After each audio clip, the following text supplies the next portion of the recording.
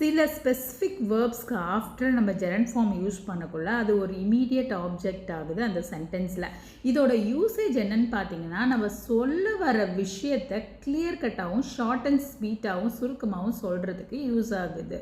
என்னென்ன வேர்ப்ஸ்க்கு after gerund வருதுன்னு ஞாபகம் வச்சுக்கிறது ரொம்ப கஷ்டம்லாம் கிடையாது. இதோட சினனிம்ஸ் அண்ட் ஆன்டனிம்ஸ் யூஸ் பண்ணிக்கலாம் இந்த வேர்ப்ஸோட. ஃபார் எக்ஸாம்பிள், இப்போ டிஸ்கஸ், கன்சிடர், சஜஸ்ட் இதெல்லாம் ஒரே ஃபார்ம்லேயே வரும். Practice, recall, recollect, admit, deny இந்த மாதிரி இதோட ஆப்போசிட்டு சினனிம்ஸு இந்த வேர்ப்ஸ் ரிலேட்டடாக தான் நம்ம verbs after gerund யூஸ் பண்ணுவோம். It will take the immediate object of the verb.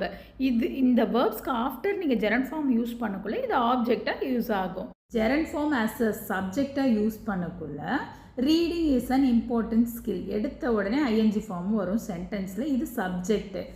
He considered changing his career. இப்போ கன்சிடர்ன்ற வேர்புக்கு ஆஃப்டர் ஒரு gerund வர்றது. இது வந்து இமீடியட் ஆப்ஜெக்டாக ஒர்க் ஆகுது.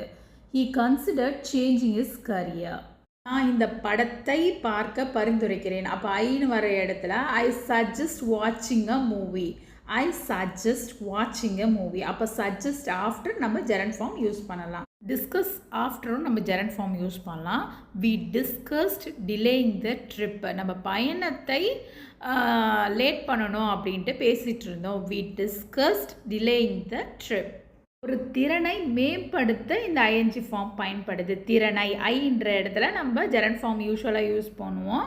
For example, she practices playing the piano daily. Practices after நம்ம ING form use பண்ணுறோம். She practices playing the piano daily.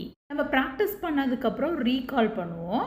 அந்த மாதிரி நீங்கள் ஞாபகம் வச்சுக்கிட்டிங்கன்னா இன்னும் ஈஸியாக இருக்கும். I didn't recall seeing him at the party. அவரை பார்த்ததா எனக்கு ஞாபகம் இல்லை அப்படின்னு சொல்கிறதுக்கும் இப்படியும் சொல்லலாம். I don't recall seeing him at the partyனா நம்ம இப்போ ப்ரெசண்ட்டில் பேசிகிட்டு இருக்கோம் அதை பற்றி. இந்த சென்டென்ஸும் கரெக்டு தான். இது ரெண்டுமே நீங்கள் யூஸ் பண்ணலாம். ஆக மொத்தத்தில் நீங்கள் recall after gerund form use பண்ணலாம். அட்மிட்டட் ஆஃப்டரும் நம்ம ஜெரண்ட் ஃபார்ம் யூஸ் பண்ணலாம். He admitted making a mistake. அவர் உண்மையை ஒத்துக்கிட்டாரு அப்படின்னு சொல்கிறதுக்கு அட்மிட் ஆஃப்டர் நம்ம ஜெரண்ட் ஃபார்ம் யூஸ் பண்ணலாம். He admitted making a mistake. Avoid afterரும் நம்ம gerund form யூஸ் பண்ணலாம்.